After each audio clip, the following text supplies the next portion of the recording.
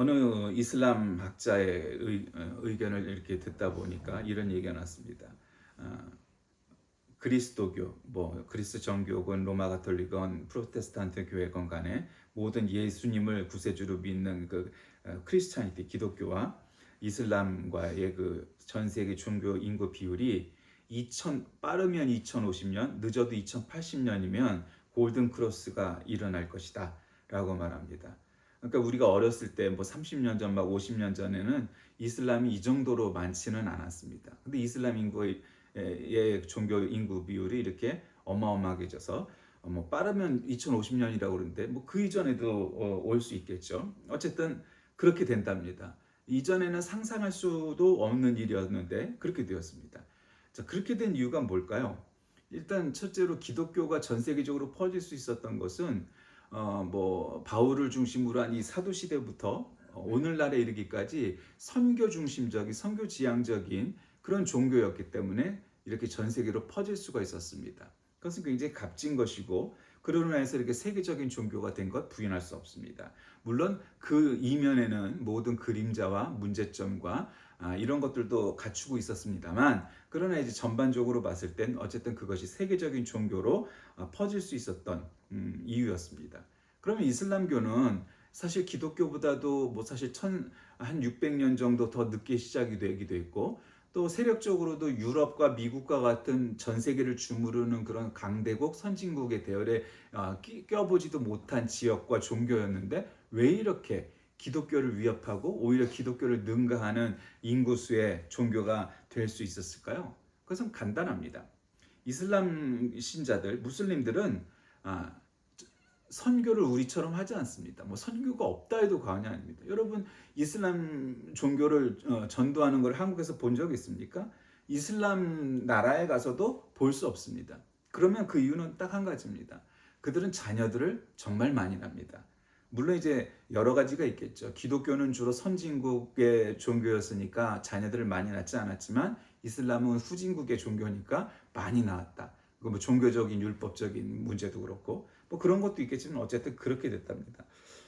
참 선교도 중요하지만 이렇게 자녀 생산을 많이 해서 이슬람 신자가 제일 많이 늘었다 하는 것 굉장히 우리가 상상 못 해봤던 일 중에 하나일 겁니다. 또 하나가 있습니다. 이슬람교가 그렇게 많이 번창했던 이유를 우리는 꾸란에 칼을 받을 것이냐 꾸란을 받을 것이냐 그런 대목이 있다고 말하지만 사실 그런 대목은 꾸란에는 없답니다. 제가 직접 읽어본 건 아니지만 이슬람 학자가 얘기하니까 맞겠죠. 근데 다만 이슬람 사람들이 그 시대에 그 아라비아 반도를 중동 지역을 중심으로 해갖고 점점 퍼져갈 수 있었던 가장 중요한 요인 중에 하나는 세금 문제입니다. 그들은 억지로 이슬람을 믿게 권하지도 않았습니다. 보통 이렇게 그 나라를 침략해갖고 식민지화하고 통합을 하고 한 나라가 되어버렸으면 야 너희들은 우리 종교를 믿어 이렇게 하기가 사실은 십상인데 대제국을 이루었던 제국들은 보통 그렇게 하지 않습니다. 내비둡니다. 자유롭게. 대신에 그들이 종교를 바꿀 수밖에 없는 장치를 하나 마련했는데 그건 세금 문제였습니다. 왜 그러냐면 이슬람 신자들은 1등 시민이니까 세금을 적게 내지만 타종교 신자들은 2등 시민 혹은 3등 시민이니까 세금을 점점 더 많이 내야 된다라는 정책을 폈다는 거죠. 그러니까 억지로 종교를 바꾼 게 아니라 경제적인 세금 문제 때문에 그들이 종교를 바꾸는 개종을 하는 그런 일들이 많이 생겼다는 겁니다. 그거는 일반 역사에서도 우리가 알 수 있는 바입니다. 근데 어쨌든 오늘 이 누가복음 20장에 보면은 사두개인이라는 사람들이 등장합니다.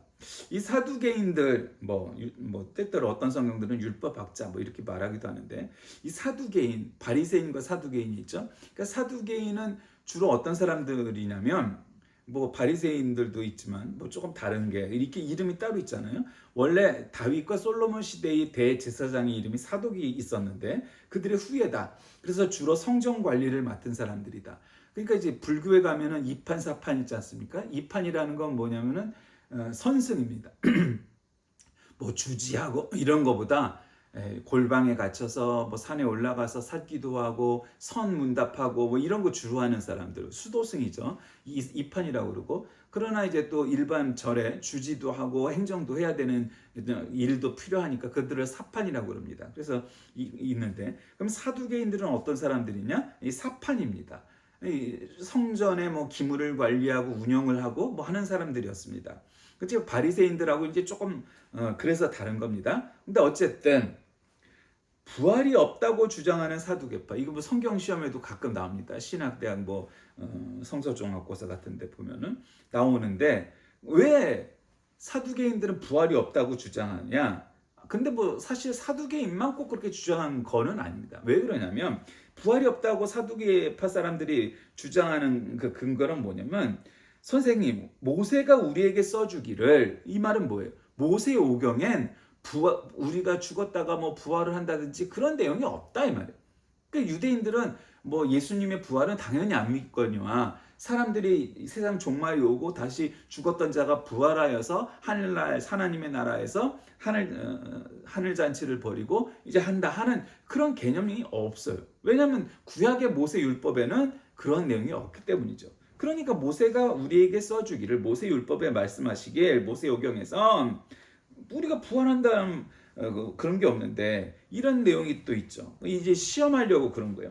어떤 사람이 형이 자식이 없어서 아내를 두고 죽었는데 둘째가 그 형수를 받아, 이걸 형사 취수라고 그러는데, 뭐 이건 이 나라만 있는 것도 아니고 세계 곳곳에나 있는 거예요. 근데 이제 문제는 시험하려고 아주 극단적인 사례를 얘기하죠. 그 형제가 7 있었는데 그 7이 다 자식을 못 얻고 전부 죽어버렸다. 그러면 하늘나라 가서, 천국에 가서, 그러면 이 여자는 누구의 아내가 되겠느냐? 남편이 7인데 라는 문제를 던진 거죠. 그러니까 예수님께서, 야, 이 세상 사람들은 장가도 가고 시집도 가고 뭐 이것저것 그렇지만 우리가 천국에 가면 그런 개념이 없어. 장가를 가는 거나 시집을 가는 게 아니야. 마치 천사처럼 다 독립된 인격체인 거지, 부모고 자식이고 남자고 여자고 뭐 이런 개념이 있는 게 아니야. 그렇게 설명을 하시는 겁니다. 그러니까 저 세상 사람과 죽은 사람들 가운데서 일어나는 부활에 참여할 자격을 얻을 사람은 장가도 가지 않고 시집도 가지 않는다. 그 천사와 같아서 더 이상 죽지도 않는다. 그들은 부활의 자녀들이므로 다 하나님의 자녀들이다. 이렇게 얘기하는 거죠. 그러니까 그중 몇 사람이 말하기를, 선생님, 옳은 말씀입니다. 그러고 나서는 감히 예수께 더 이상 질문을 하지 못했다. 이게 이제 오늘 본문의 주요한 내용입니다. 몇 사람이 선생님 옳은 말씀입니다 하고는 끽소리를 못했다는 거죠. 원래 오늘 이제 본문의 전서부터 이제 이르기까지는 성전에서 가르치시면서 대제사장과 서기관들이 예수께 번의의 문제를 제기해서 이제 경론을 벌이는 것이, 오늘은 본문에 없지만 오늘 이 20장 1절부터 8절까지 나오고, 포도원 비유로 9절에서 18절까지 나옵니다. 그리고 나서 대제사장과 서기관들이 다시 예수를 이 말의 올무에 걸기 위해서 가이사에게 세금을 바치는 문제를 19절에서 26절까지, 그 다음에 이제 형사 취소 문제와 부활과 관련해서 27에서 47절까지 이렇게 이제 얘기하는 겁니다. 그러니까 요 전에 바로 이제 세금 문제를 얘기하죠. 그러니까 가이사의 것은 가이사에게, 하나님의 것은 하나님에게 바쳐라. 이렇게 얘기하니까 또 끽소리를 못하고 이 사람들이 시험에 올바른 정답을 못 얻어갔죠. 근데 어쨌든 세금 문제가 있었어요. 왜냐하면 이 시대의 그 상황을 살펴보면 이 이스라엘은 지금 로마의 식민지 상태예요. 그 총독의 황제를 대신해서 이 나라의 왕처럼 군림을 하였고, 세금을 이 로마 총독에게 바쳐야 이 사람들은 살아갈 수가 있었던 시대였죠. 근데 그 돈에, 그 동전에 누가 그려져 있었겠어요? 카이사르? 시저가 그려져 있겠어요. 로마 황제가.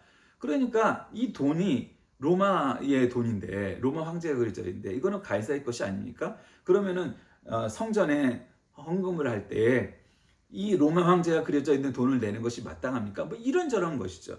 근데 이제 그거는 굉장히 트집을 잡기 위한 것이었을 뿐, 사실상 본질로 보면 로마 황제도 하나님의 피조물이고, 또 로마 황제가 그려진 그 돈도 다 하나님의 것이다 라고 생각하는 것이 마땅한 거죠.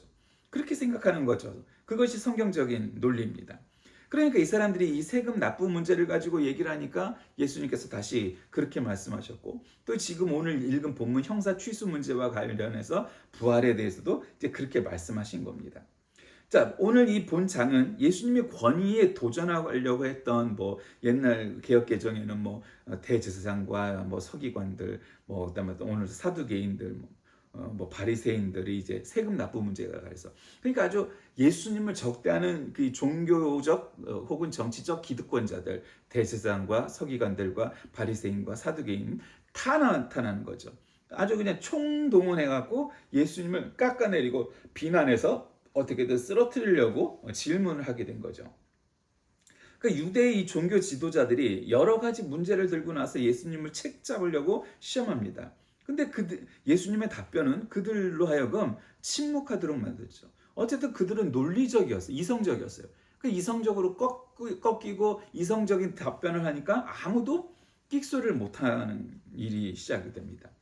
그러니까 성전에서 백성들을 가르치시던 주님께서 이렇게 대제사장과 서기관들과 뭐 사두개인들과 바리새인들과 뭐 이런 사람들이 시험을 받게 됩니다. 성전 정화에 이 악감정을 품고 있었죠. 이들은. 그러니까 더 이상 니까 짓게 뭔데?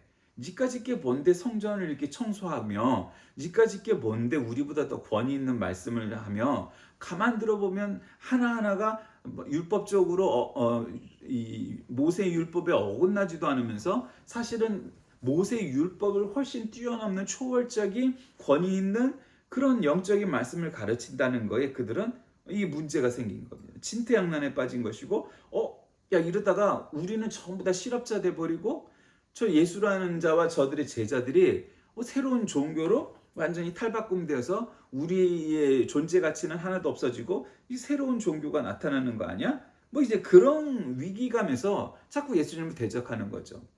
만약에 그들이 정말로 진실된 자들이었다면, 즉 백성들의 세금과 헌금과 이런 것에 연연해서 우리는 그 세금과 헌금을 포기할 수가 없어, 이런 생각이 아니라 저런 훌륭한 지도자, 훌륭한 랍비, 훌륭한 뭐 선생, 최소한 메시아까지는 안 가더라도 훌륭한 선생이 나타났으니 저 사람을 통해서 우리가 종교 부흥을 일으켜야겠다, 이런 생각을 가진 사람들이 거의 없었다는 거죠.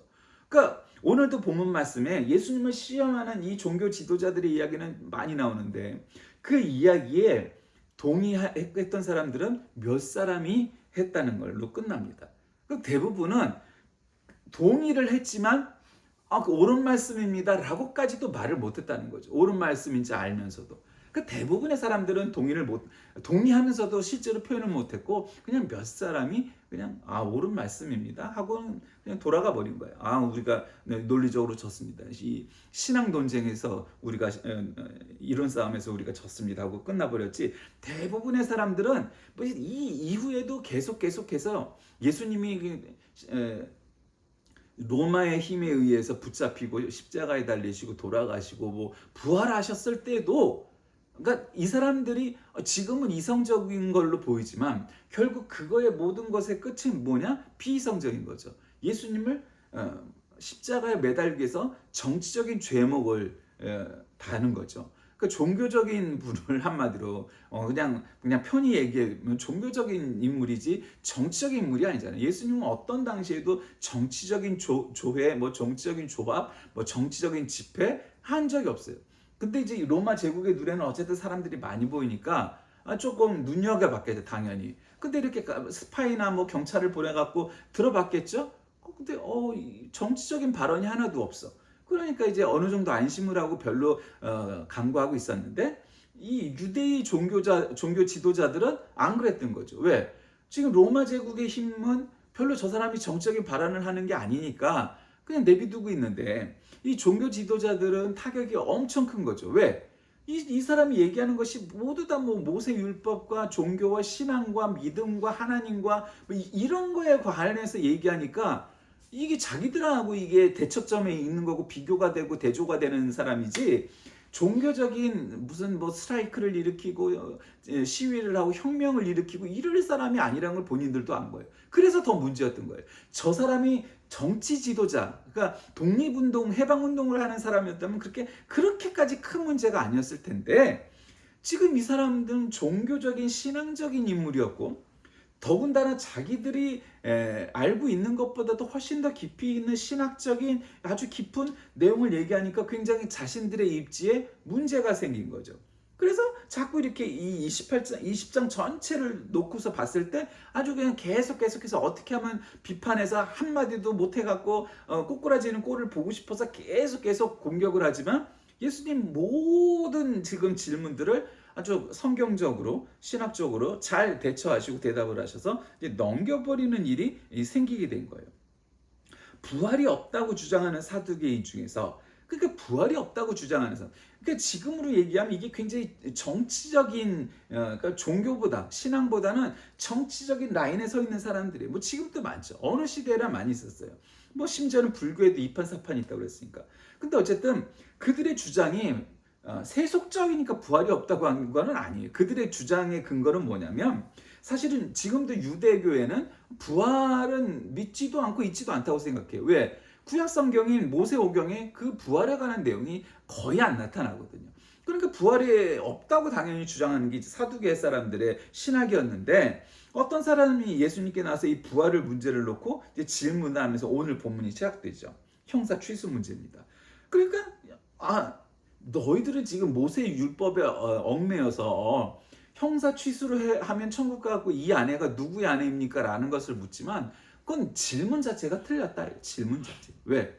천국에 가면 누구의 남편이니 누구의 아내니 따위의 문제에 연연하거나 고착되는 게 아니고, 모두가 독립된 인격체로 마치 똑같다는 게 아니라 천사처럼 그런 존재가 돼서 장가도 안 가고 시집도 안 가고 그런 영적인 존재가 되기 때문에 너희들의 질문 자체가 틀렸다라고 말씀하시는 거예요. 그러니까 예수님을 공경에 빠뜨리고자 부활 문제를 시험한 사두개인들이 예수님으로부터 명확하고 구체적인 대답을 듣고는 그 대답이 옳다고 인정하지 않을 수 없었습니다. 그러니까 우리가 성경을 읽고 하나님의 말씀을 경청해야 하는 가장 큰 이유 중에 하나는 바로 말씀을 정확히 공부하고 배우는 것이 중요하기 때문입니다. 뭐 나불나불 성경을 뭐 처음부터 끝까지 암송하네 어쩌네 하는 게 중요한 게 아니고, 뭐 어쩌고 저쩌고 하는 게 아니고, 말씀의 본질을 꿰뚫어야 합니다. 하나님의 약속대로 다윗의 가문에서 예수님이 나셨죠. 그러니까 육적으로는 예수님은 다윗의 자손이라는 표현이 성경 곳곳에 나와요. 그거는 팩트예요. 사실이에요. 근데 다윗도 보면은 구약 성경에서 예수님을 가리켜 메시아를 가리켜서 당신의 주다, 주인이다, 주님이다 이렇게 표현하는 대목이 나옵니다. 그러니까 메시아는 하나님으로서 다윗의 주가 된다는 것을 다윗은 알고 있었던 거예요. 그러니까 내 후손으로 오냐, 뭐 이거는 사실은 큰 문제가 아니라는 거예요. 그것은 사실 형식을 갖추기 위한 거지. 왜냐하면 다윗이라는 존재가 어떤 존재입니까? 여러분 굉장히 이 구약 성경에서 중요한 영적인 존재들이 있죠. 그래서 뭐 신신학이라는 말도 나오는데 뭐 당연히 뭐 아담으로부터 시작했으니까 아담도 중요하고 노아도 중요하고 모세도 중요하고, 그런데 다 중요하지만 그들이 약간 원시조 같은 존재들이라면 중시조점 되는 사람을 누구로 꼽아야 되냐면 아브라함이에요. 그건 우리 기독교만 그런 게 아니고 유대교도 이슬람교도 다 그래요. 그래서 어느 순간부터 옛날에는 한 뭐 30년 전에는 신학을 볼 때 그런 용어가 없었는데 이슬람으로부터 시작된 용어가 나왔어요. 이브라임의 자식들, 자녀들 이런 표현인데 이제 아브라함계 종교라는 말이 생기기 시작했어요.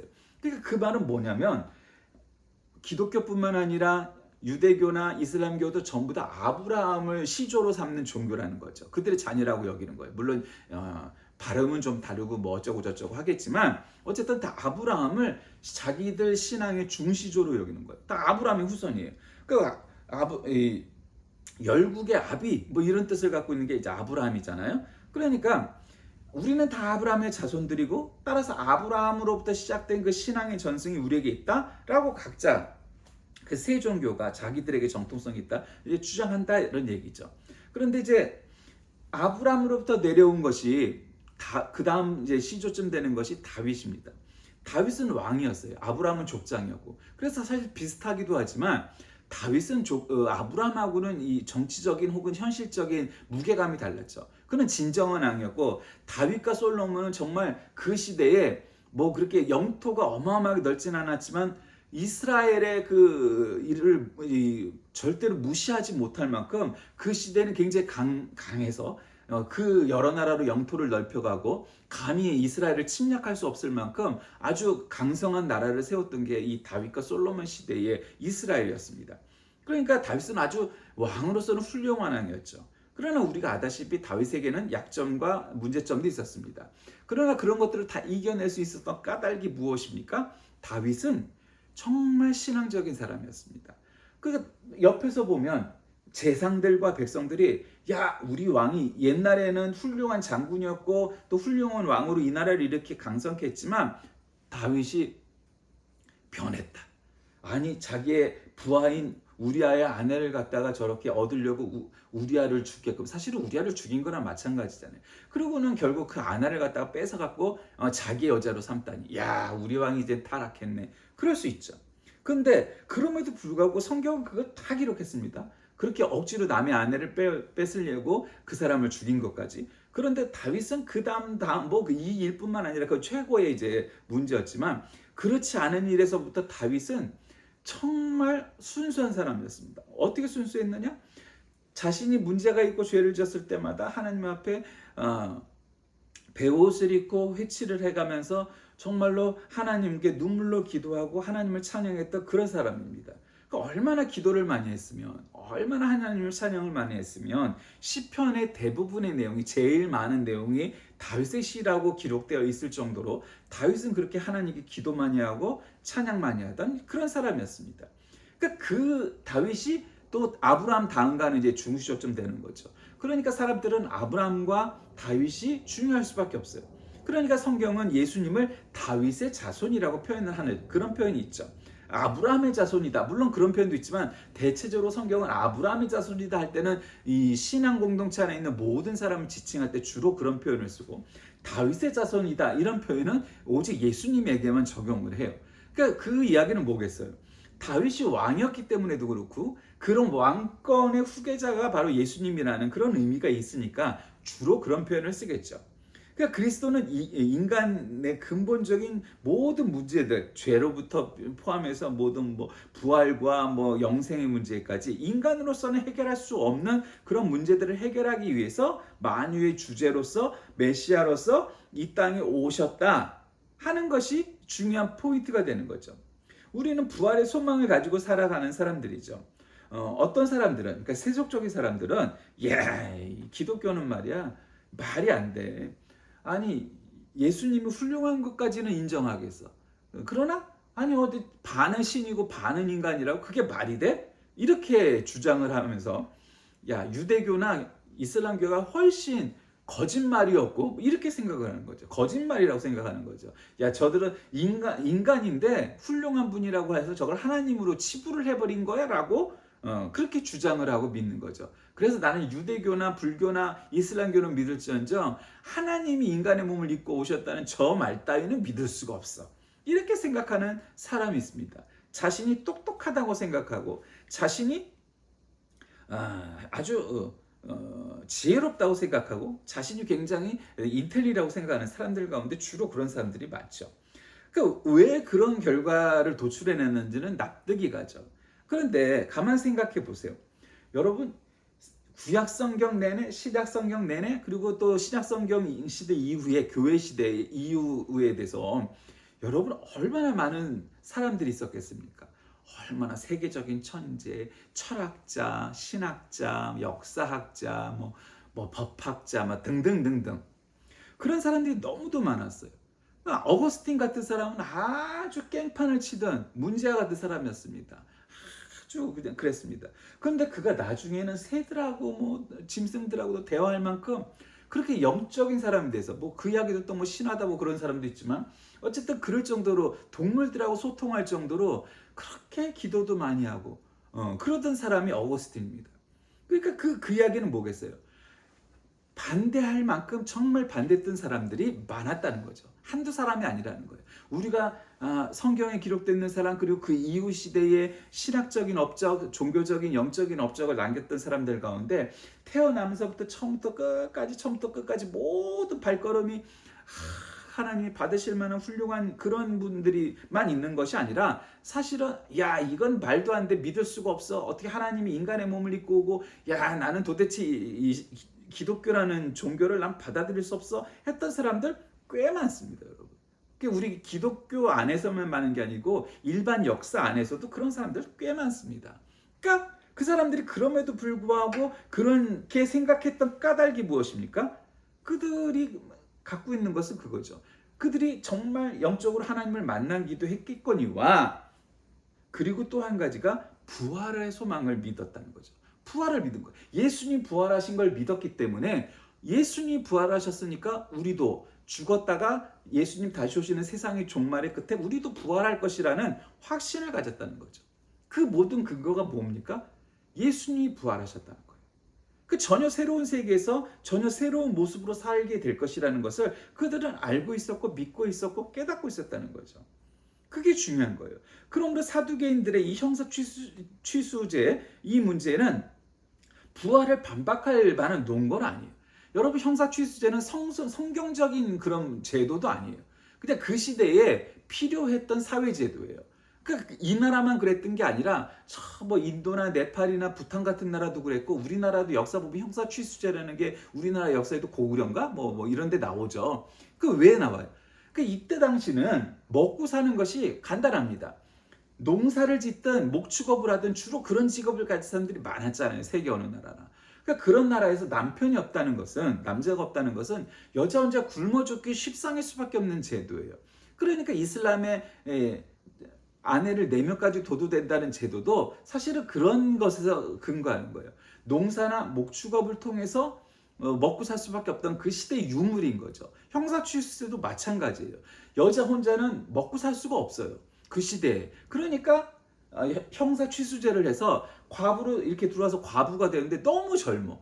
이 시집 온 지, 결혼한 지 이제 1년도 안 된 아주 청산과부야, 진짜로. 그러면은 그 여자가 그 시대에 물론 재혼을 할 수도 있지만 확률도 떨어지고 어렵습니다. 그리고 다른 사람들이 쉽게 선택을 안 해. 그리고 이제 한마디로 재수없다 여기는 거죠. 야, 저 여자는 시집간 지 1년 만에 남편이 죽어버렸어, 그러니까 저 여자가 재수없는 여자야, 이런 식으로 생각하기가 쉽단 말이죠, 그 무지몽매한 시대에. 그러니까 야, 그러지 말고, 그러면 동생이 있으면 그 동생이 그 여자를 형수를 아내로 맞이해서 부부로서 살아가라. 근데 이제 거기서 아들이 나오면 자기 아들이 되는 게 아니고 형의 아들이 되는 거예요. 그러니까 이제 법적으로 그런 거예요, 육적으로는. 그래도 그렇기 때문에 누가 그렇게 아주 탐탁해갖고 좋아하고 그럴 만한 제도가 아니었어요. 그때의 경제 상태가 그런 시스템이었기 때문에 형사 취수제를 해서라도 대를 이어가고, 법통, 장자, 장손 이런 것도 이어가고, 그 다음에 그 여자도 굶어 죽지 않고 살아갈 수 있게 만든 사회적인 제도였지, 그것이 무슨 성경에 기록되어 있어서 형사 취수제를 하도록 해라 이렇게 할 만한 일들이 아니었단 말이죠. 그러니까 그건 사회적 제도였지, 가족 제도였지, 종교적인 신앙적인 제도는 아니었던 거예요. 그러니까 그것이 부활과 논란이 될 만한 일이 아니므로 전혀 연관이 없는 걸 갖다 엮어갖고, 야, 이렇게 하면 우리가 부활했을 때 7명의 형제들과 이 한 아내가 누구의 아내가 될 것이냐라는 것은 말도 안 되는 논리인 거죠. 그런데 이제 근본적으로는 우리가 천국에 있을 때 우리가 천사처럼 살아가게 되는데, 누구의 남편이 되고 누구의 아내가 되느냐의 따위의 일은 그거는 천국에서 중요하지 않다, 부활 이후에는. 그렇게 말하는 거예요. 그러니까 바울의 말처럼 부활이 없다면 신앙 자체가 무의미한 겁니다. 그러니까 부활을 못 믿기 때문에 모든 것이 다 깨지는 것이고, 부활을 믿기 때문에 모든 것이 다 가능한 거죠.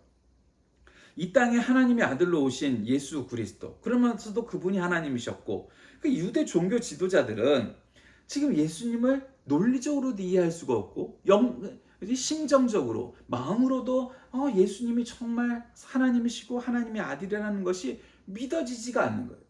그리고 논리적으로도 그렇고, 또 실제적으로도 저분이 진짜 저런 권위를 가지고 말씀하시는데, 야, 이게 신앙의 모든 걸 다 끌어가 버리면 자기들이 다 실업자가 돼버리고 할 일이 없어지는 거예요. 왜?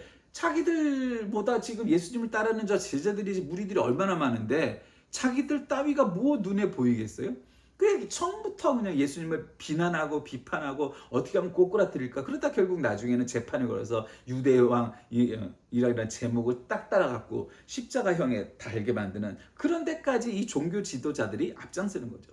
사실은 로마 사람들이 앞장선 게 아니었단 말이에요. 그 로마 제국은 그렇게 막 기독교를 국교로 했으나 로마의 그 시스템 자체가 막 그렇게 형이상학적인, 그리스는 형이상학적인 철학적인 걸 좋아했지만 로마는 굉장히 현실적인 걸 좋아했던 나라이기 때문에 종교 뭐 믿어 뭐 니네 종교 믿는 거 우리 뭐 그렇게 크게 터치 안 할 거야. 원래 그랬단 말이에요, 시스템적으로. 근데 이제 유독 이 유대교 사람들이 지독하잖아, 아다시피. 그래서 나중에 이 예수님 시대 이후에 가면은 예루살렘 성전을 다 파괴버리고 자꾸 독립운동을 하게 두 번에 가서 이 마카비 전투라고 하는데 그 마카비 해방 전투 그 시대가 되면은 야 너희들 아주 지독하고 아우 짜증나 아주 그냥 너희들 때문에 질려버렸어. 그러면서 유대인들을 갖다가 이 예루살렘과 이스라엘 땅에서 전부 내쫓아버리죠. 그래갖고 이 사람들이 흩어져서 2000년 동안 나라를 잃은 민족이 됐다라는 것이 이 해방운동, 독립운동을 하다가 이 로마 제국이 찍혀서 쫓겨나게 되는 거예요. 그러나 지금은 그런 시대가 아니죠. 그러니까 로마 제국 입장에서도 아니 예수라는 저 사람이 나와서 종교 운동을 하고 있는 거지 저기 뭐 독립운동 같진 않은데 뭐 그러니까 그렇게 두려워하거나 저를 적대시하거나 할 이유가 없었던 거예요. 로마 제국 입장에서. 그러니까 이 유럽의 사람들 입장에서는 예수님을 못 박아 죽인 것은 로마 사람이 아니라 물론 이제 로마 제국이 나중에 못을 박지만 실제로 그것을 주도한 것은 유대인들이었다 해서 유대인들이 싫어하는 근거가 된 거죠. 어쨌든 이 땅에 하나님의 아들로 오신 예수 그리스도를 시험하는 이 유대 종교 지도자들을 통해서 우리는 인간의 나약함을 보게 됩니다. 연약함을 보게 됩니다. 그리고 이제 악한 모습을 보게 되죠.